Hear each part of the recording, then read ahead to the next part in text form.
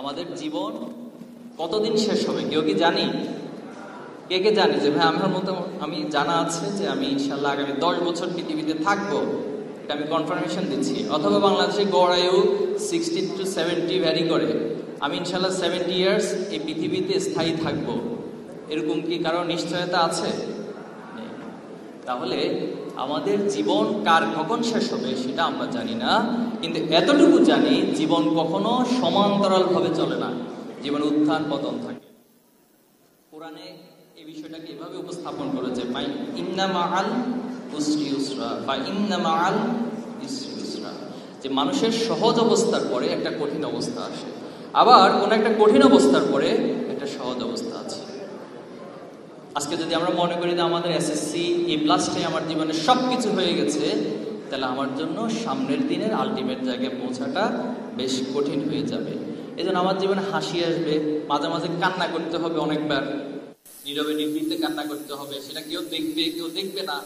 জীবনে অনেক হতাশার কারণ এসে সামনে দাঁড়াবে, কিন্তু আমি আমার স্বপ্নকে, আমার লক্ষ্যে পৌঁছার জন্য আপনার চেষ্টা চালিয়ে যাবে। তোমাদেরকে একটু সতর্ক করি, সতর্ক করা হচ্ছে, সেলিব্রেশন তো করেছি, একটু সতর্ক করি। নিঃসন্দেহে আমার আগের বক্তারা বিষয়গুলো বলেছেন।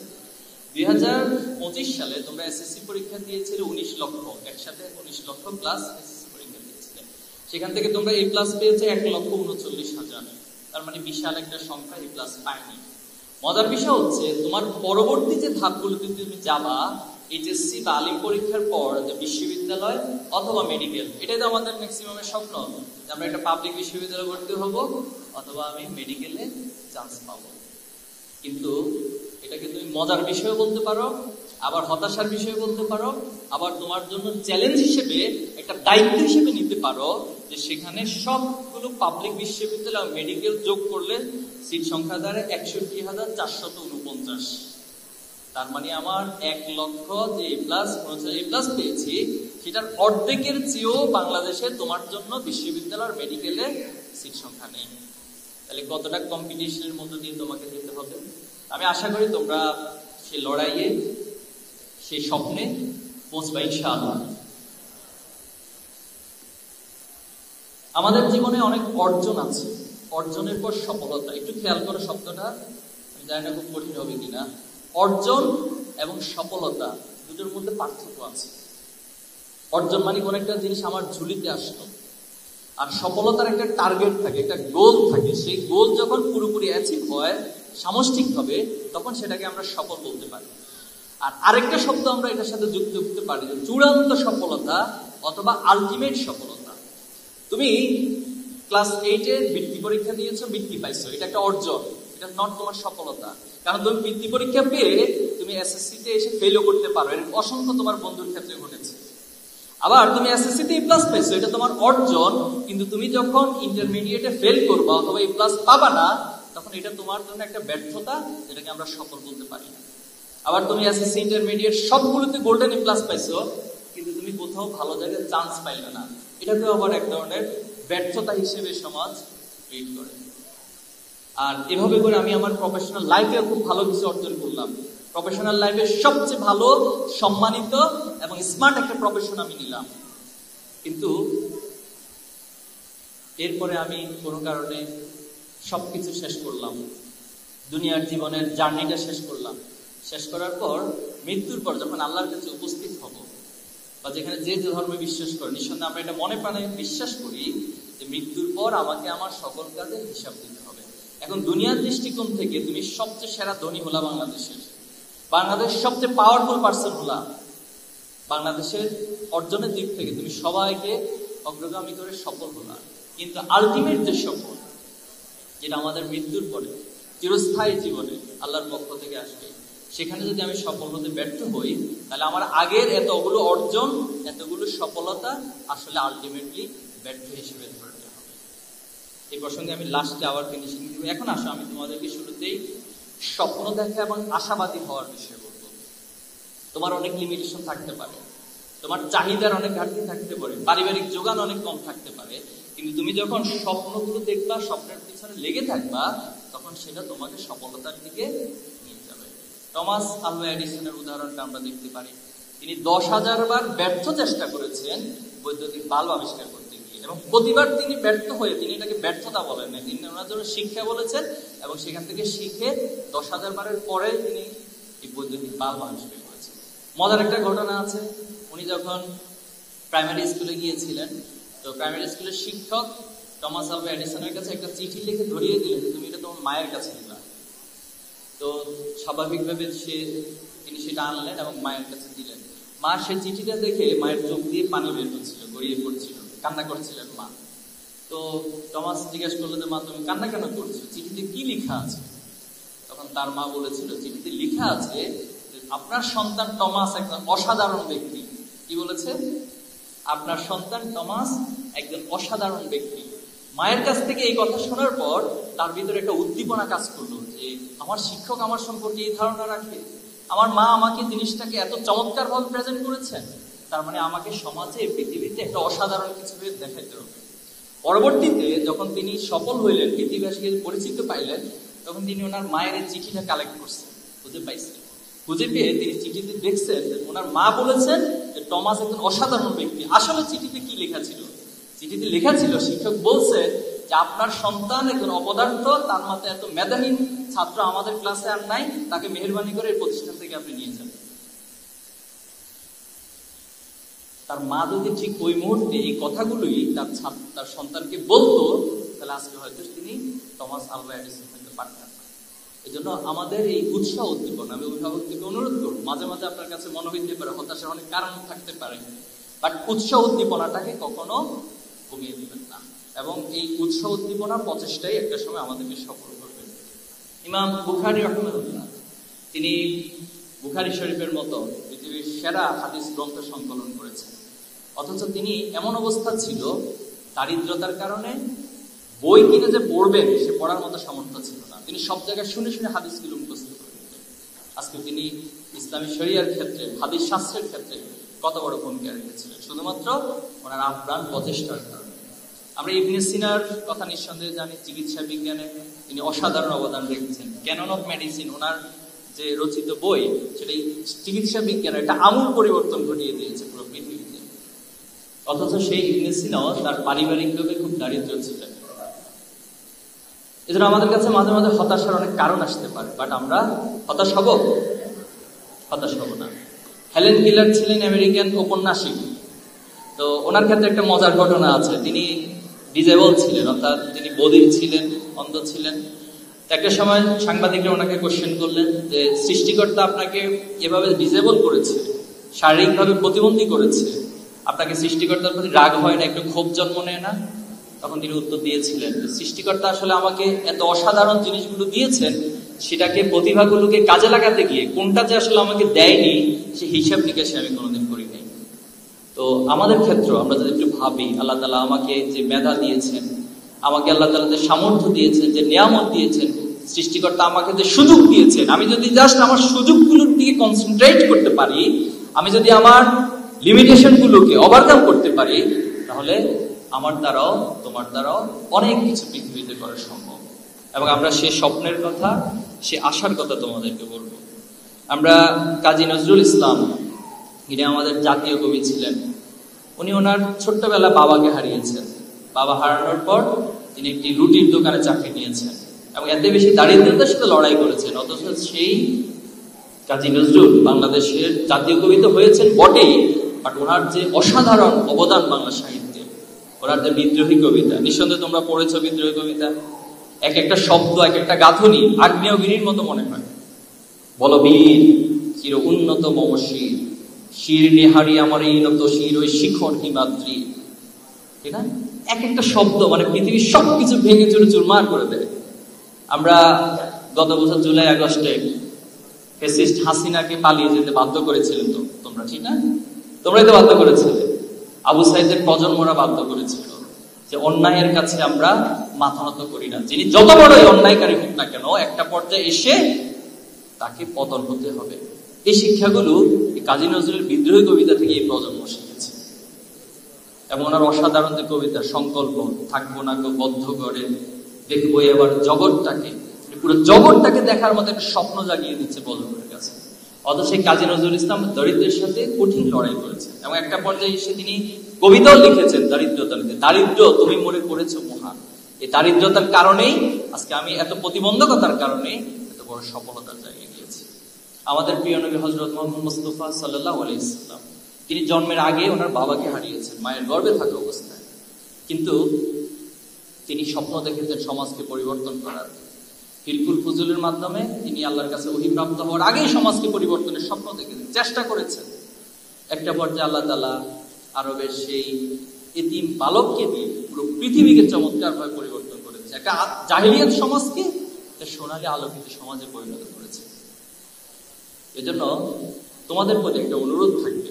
অনুরোধটা হচ্ছে যে আমি কোথায় জন্ম নিয়েছি, আমি কোন বাবা মায়ের ঘরে জন্ম নিয়েছি, আমি কোথায় থাকছি, আমি কি খাচ্ছি, পৃথিবীতে এটা কেউ ক্যালকুলেশন করবে না। বরং তুমি কি অর্জন করেছো, তুমি নিজের যোগ্যতাকে কতটুকু সমাজের কাছে পৃথিবীর কাছে প্রমাণ দিতে পেরেছো, তুমি কতটুকু অবদান রাখতে পেরেছো, পৃথিবীর মানুষ সেটার ক্যালকুলেশন করবে। ইনশাআল্লাহ আমি প্রত্যাশা করি তোমরা তোমাদের স্বপ্নের পথে হেঁটে যাবে এবং স্বপ্নগুলো দিয়ে তোমাদের যে কাঙ্ক্ষিত লক্ষ্য সে লক্ষ্যে পৌঁছবে ইনশাআল্লাহ। প্রিয় শিক্ষার্থী বন্ধুরা, আমরা এই দুনিয়ার অর্জন করব, কিন্তু দুনিয়ার অর্জনের পাশাপাশি আমাদের মধ্যে যদি মানবিকতা না থাকে, আমাদের মধ্যে যদি নৈতিকতা না থাকে, তাহলে এই দুনিয়ার অর্জনগুলো পৃথিবীবাসীর জন্য কল্যাণ বয়ে না এনে বরং ধ্বংস বয়ে আনবে। আজকে যদি তুমি আমেরিকার দিকে তাকাও, তারা বস্তুবাদিতার মধ্য দিয়ে, অর্থনীতির মধ্য দিয়ে, টেকনোলজির মধ্য দিয়ে পৃথিবীতে পরাশক্তি হিসেবে আবির্ভূত হয়েছে। কিন্তু তাদের নৈতিক মান, তাদের মধ্যে মৌলিক মানবীয় গুণাবলীর যে নৈতিকতা থাকার কথা সেটা না থাকার কারণে আজকে তারা তাদের টেকনোলজিগুলো দিয়ে পৃথিবীতে ধ্বংস করে বেড়াচ্ছে।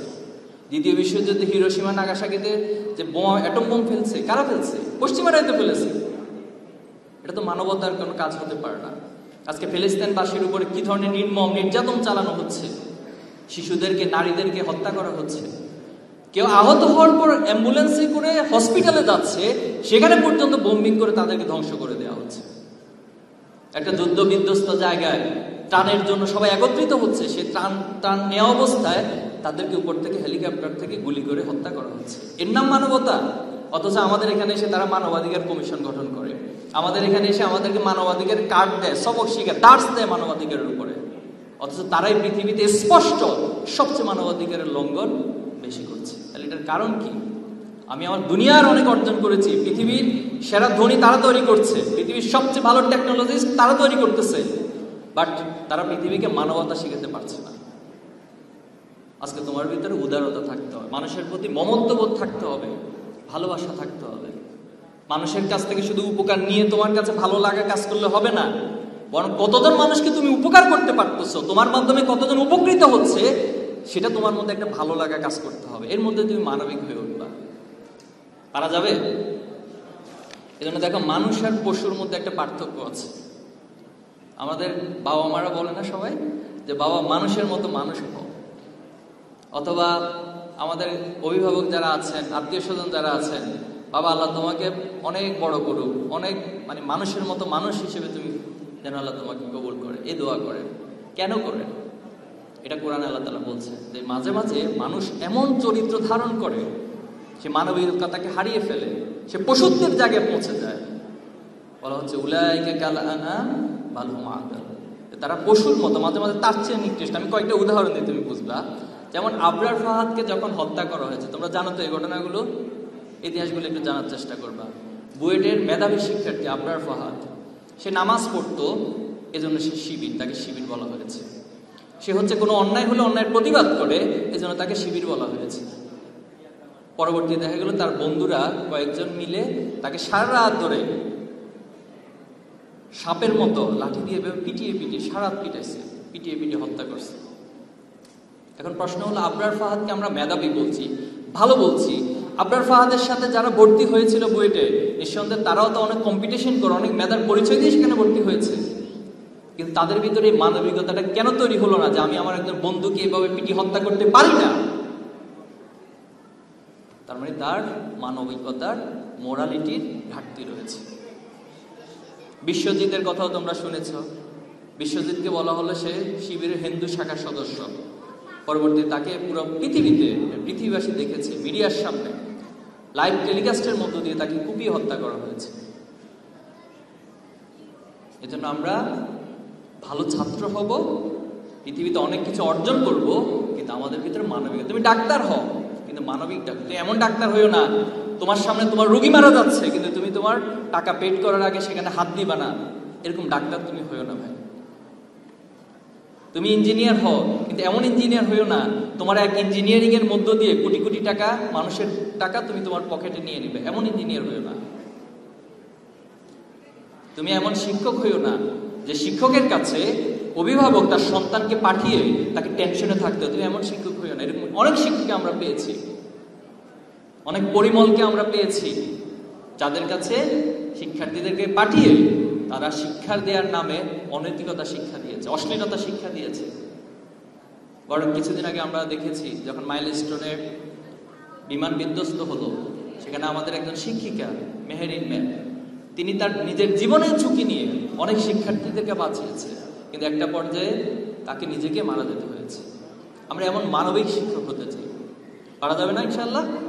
আজকের এই প্রোগ্রাম থেকে শুধুমাত্র তোমাদের হাতে যে ক্রেস্ট দেয়া না, তোমাদের হাতে শুধুমাত্র একটা ফুল দেওয়া না, বরং তোমাদেরকে মেসেজগুলো দিয়ে ছাত্র শিবির এই দুনিয়ার অর্জনের পাশাপাশি একজন মানবিক হিসেবে মানুষত্ব বোধ অর্জনের মধ্য দিয়ে, নৈতিকতা অর্জনের মধ্য দিয়ে তোমার প্রত্যেকটা অর্জন যেন সমাজের জন্য, পৃথিবীর জন্য উপকারে আসে।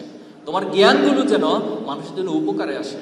তোমার এমন কোনো জ্ঞান, এমন কোনো অর্জন হবে না যেটা মানুষের জন্য ধ্বংসের কারণ হয়। পারবো তো ইনশাআল্লাহ আমরা? ইনশাআল্লাহ। এজন্য যদি তোমার ভিতরে মোরালিটি না থাকে, আমি আবার রিপিট করতেছি এই কথাটা, যদি তোমার মধ্যে মোরালিটি না থাকে, তোমার পৃথিবীর অনেক অর্জন, অনেক সফলতা একটা পর্যায়ে নিষ্প্রাণ মনে হবে তোমার কাছে, এগুলোর কোনো মূল্য থাকবে না তোমার কাছে। এজন্য আমরা তোমাদেরকে সেই জায়গাটাতে যাওয়ার জন্য অনুরোধ করবো। প্রিয় শিক্ষার্থী বন্ধুরা, আমি শেষের দিকে চলে এসেছি। কয়েকটি চ্যালেঞ্জের কথা বলতে চাই। আমরা যে সমাজে বসবাস করছি, যে যুগে বসবাস করছি, এটা একটা শিফটিং এর মধ্য দিয়ে যাচ্ছে, কন্টিনিউয়াসলি শিফট হচ্ছে, জেনারেশন শিফট হচ্ছে, চিন্তার শিফটিং হচ্ছে, মানুষের লাইফ স্টাইলে শিফটিং হচ্ছে। আজ থেকে ঠিক 20 বছর 30 বছর আগে তুমি ওই সময় লাইফ স্টাইল স্টাডি করো, দেখবা সেখানে তোমার জন্য এত চ্যালেঞ্জ ছিল না। আজকে ডিভাইস তোমার হাতে হাতে চলে এসেছে, ডিভাইসে হিউজ একটা সময় তোমার নষ্ট হয়ে যাচ্ছে, তোমার পড়াশোনা করার মতো কোনো সময় খুঁজে পাচ্ছ না।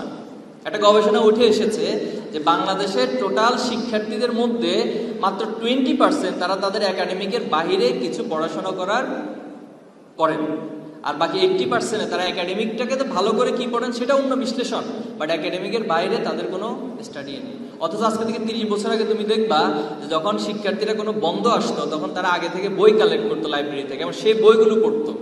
তারা যখন কোথাও লং জার্নিতে যেত, তাদের ব্যাগের মধ্যে বই নিয়ে যেত, যাতে করে বাসে বসে অথবা যানবাহনে বসে সে বই পড়তো।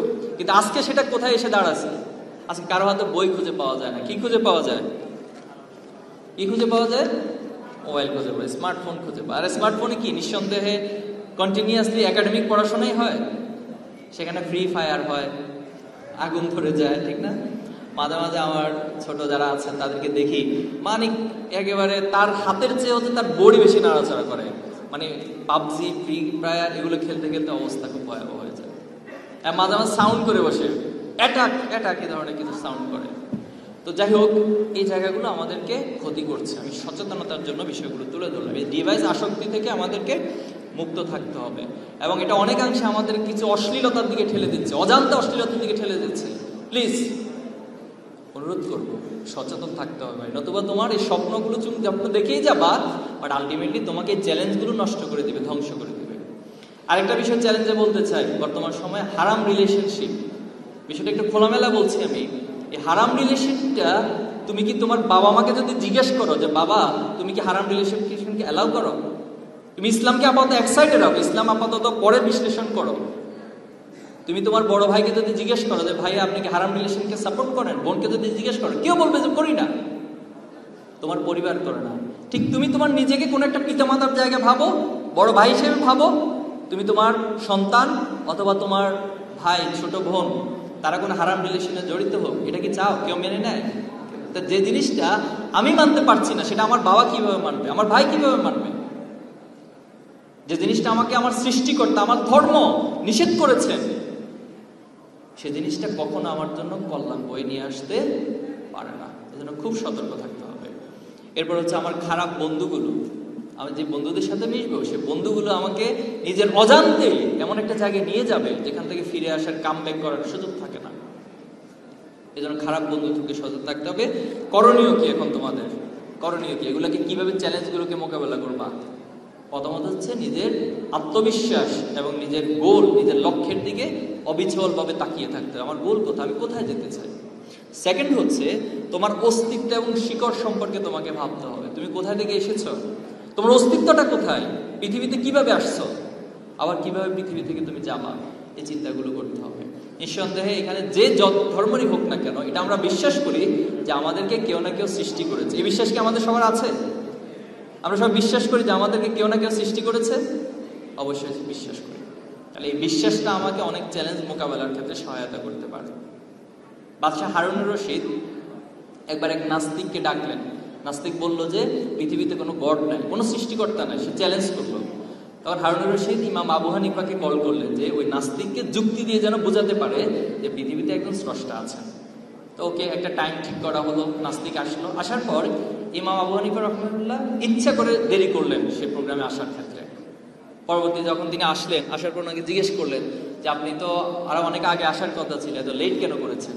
তো তিনি বললেন যে আমি যখন আসবো নদীর পাড়ে দাঁড়ালাম, কোনো ধরনের নৌকা পেলাম না। তো ঠিক আমি নদীর দিকে তাকিয়ে আছি, এর মধ্যে অনেক সময় চলে গেছে। তো কিভাবে আসবো চিন্তা করতে করতে হঠাৎ দেখলাম যে নদীর পাড়ে যে গাছগুলো আছে, এই গাছগুলো কাঠ হয়ে গেল, এই কাঠগুলো আবার একসাথ হয়ে গেল, একসাথ হয়ে এটা প্যারেকের মধ্যে দিয়ে একসাথ হয়ে নৌকা হয়ে গেল, কোনো মাঝি নেই। এরপর আমি নৌকাতে উঠলাম, নৌকা আমাকে এখানে নিয়ে আসলো। এটা জাস্ট উনি একটা ফান করেছেন অথবা একটা গল্প সাজিয়েছেন। নাস্তিক আবার তেলে বেগুনে জ্বলে উঠলো যে আপনি এই ধরনের অযৌক্তিক কথাবার্তা করতে গিয়ে নিয়ে আসলেন, যে কোনো ধরনের কাঠুরি থাকবে না গাছ কাটার মতো, এরপরে নৌকা বানানোর মতো কোনো মিস্ত্রি থাকবে না, অথবা কোনো মাঝি থাকবে না, আপনি এমনি এমনিতে নৌকা হয়ে যাবে এভাবে চলে আসবেন, এটা তো একটা অযৌক্তিক কথা। তখন ইমাম হানিফা বললেন যে সামান্য একটা নৌকা যদি এমনি এমনি তৈরি না হয়ে থাকে, তাহলে পৃথিবীর এত চন্দ্র, সূর্য, গ্রহ, তারা, সমুদ্র, নদী, গাছপালা, মানুষ, এগুলো কি এমনি এমনি সৃষ্টি হয়ে গেছে? এটার কি কোনো নিয়ন্ত্রণ কর্তা নেই? অবশ্যই আছে। তাহলে সেই নিয়ন্ত্রণ কর্তার দিকে যখন আমরা দৃষ্টি রাখবো, তখনই আমাদের অস্তিত্বের জায়গাটা আমরা উপলব্ধি করব এবং পৃথিবীর চ্যালেঞ্জগুলোকে আমরা মোকাবেলা করতে পারবো। টাইটানিক জাহাজ যখন রওনা করেছে, জানো তো ইতিহাস টাইটানিক জাহাজের? তো তারা রওনা করার পরে বলেছিল যে আমাদের এই টাইটানিক কোনোদিন ডোবা সম্ভব না। যখন আটলান্টিক মহাসাগরের শীতল পানির মধ্যে সে রাত্রিবেলায় সামান্য একটা বরফখণ্ডের সাথে ধাক্কা খেলো, টাইটানিক জাহাজ ধ্বংস হতে লাগলো, সেখানে পানি প্রবেশ করতে লাগলো। তখন ক্যাপ্টেন বলতেছে আমরা খুবই সরি যে আমাদের টাইটানিক জাহাজ খুব শীঘ্রই ডুবে যেতে যাচ্ছে। এখন আমাদের কাছে only one way, that pray to God. গডের কাছে প্রার্থনা করুন, গড যদি এখন আমাদেরকে এখান থেকে উদ্ধার করে, এছাড়া পৃথিবীর কোনো সামর্থ্য না আমাদেরকে এখান থেকে উদ্ধার করে। কিছুদিন আগে আমরা দেখেছি মাইলস্টোন স্কুল, সবাই স্কুলে গিয়েছে পড়াশোনার জন্য, বাবা মা তার সন্তানকে পাঠিয়েছেন সেখানে পড়াশোনা করার জন্য, কিন্তু কতটা হৃদয় বিদারক ঘটনা ঘটেছে। একটি যুদ্ধ বিমান, ট্রেনিং এর বিমান সেখান থেকে হঠাৎ বিধ্বস্ত হয়েছে।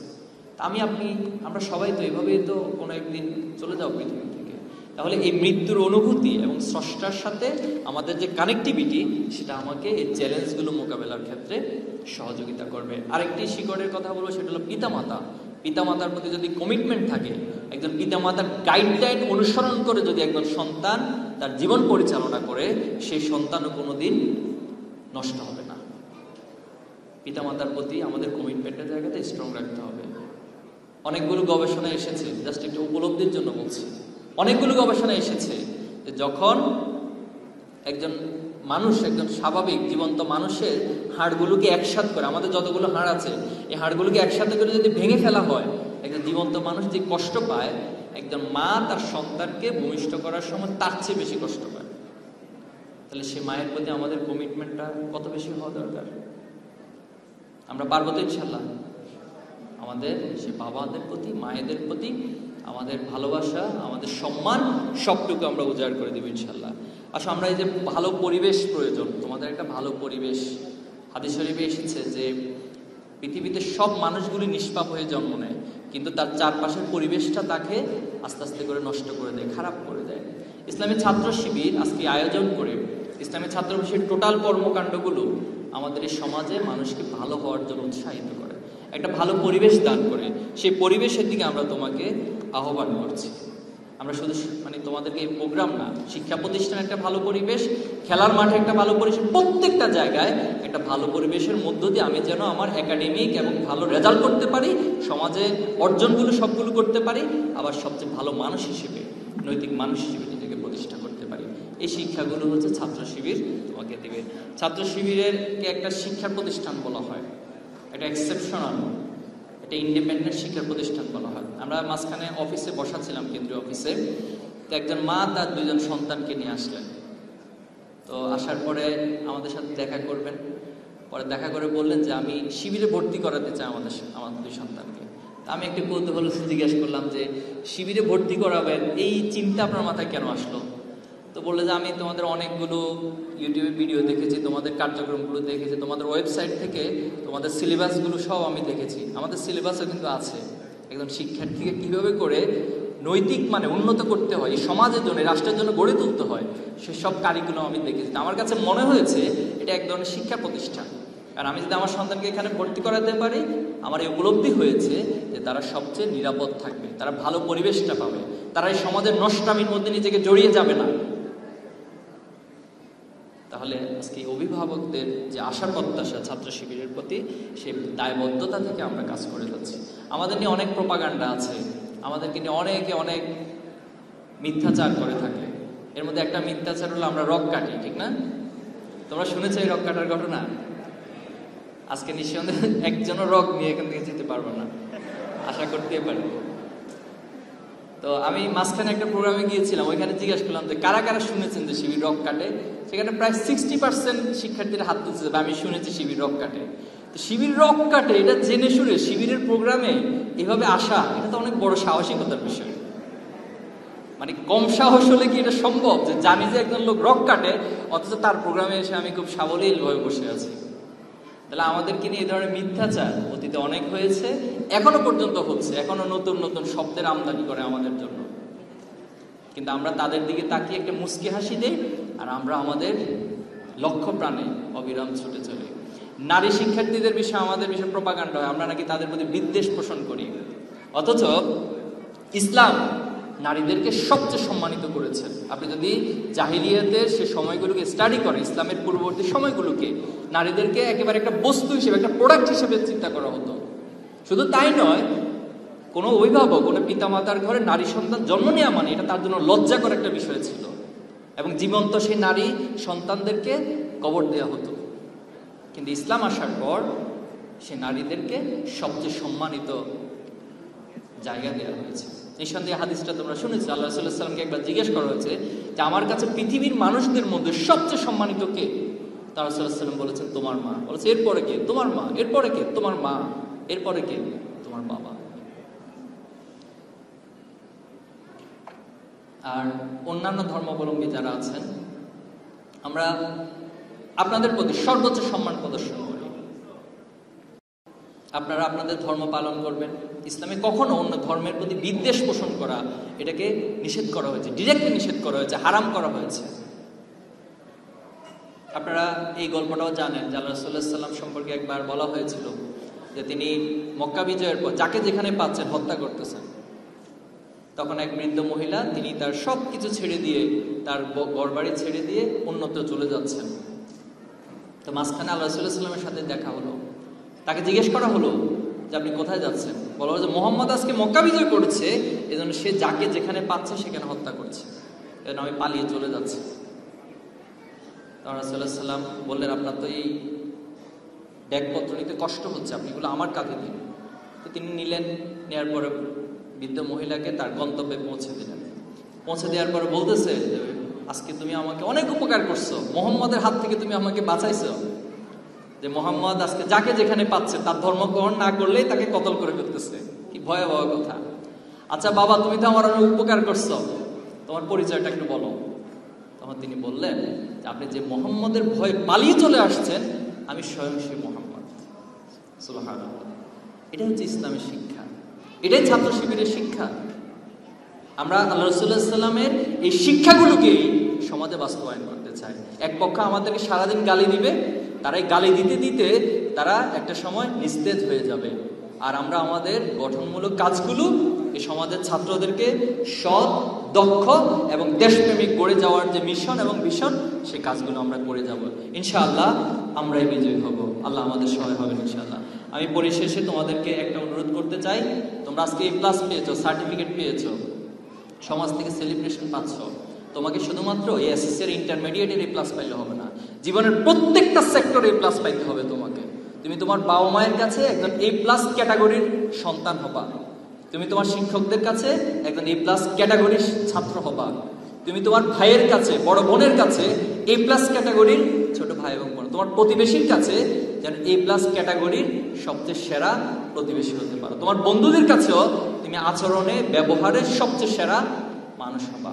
আমরা এই আশা তোমাদের কাছে রাখছি এবং আমি বিশ্বাস করি আমার সামনে যারা আছো তোমাদের হাত ধরে আমাদের এই বাংলাদেশ তার কাঙ্ক্ষিত লক্ষ্যে পৌঁছাবে। 2024 জুলাই আগস্ট যে স্পিরিট নিয়ে, যে আকাঙ্ক্ষা নিয়ে এতগুলো রক্ত, এতগুলো জীবন আমরা দিয়েছি, সে জীবনের বিনিময়ে আমরা চাই এই বাংলাদেশ একটি সমৃদ্ধ বাংলাদেশে পরিণত হবে এবং তোমাদের মধ্য থেকে আগামী দিনে আবু বকর, ওমর উত্তরসূরিরা তৈরি হবে। তোমাদের মধ্য থেকেই সালাউদ্দিন আইয়ুবীর উত্তরসূরি তৈরি হবে, যারা ফিলিস্তিনে সে মানবতার জন্য কাজ করবে এবং পৃথিবীবাসীকে উদ্ধার করবে, এই জুলুম থেকে নিষ্কৃতি দান করবে। তোমাদের হাত ধরে বাংলাদেশের এই লুটপাট বন্ধ হবে, বাংলাদেশ থেকে দুর্নীতিগুলো বন্ধ হবে। তোমাদের হাত ধরেই বাংলাদেশ তার অতীতের মতো একটা সমৃদ্ধ বাংলাদেশ ছিল, সেই বাংলাদেশে পৌঁছে যাবে। পারবো তো ইনশাআল্লাহ আমরা? আল্লাহ আমাদেরকে তৌফিক দান করুক। তোমাদেরকে অনেক অনেক ধন্যবাদ, তোমাদের জন্য শুভকামনা জানিয়ে আমার কথা এখানে শেষ করছি। আসসালামু আলাইকুম ওয়া রাহমাতুল্লাহ।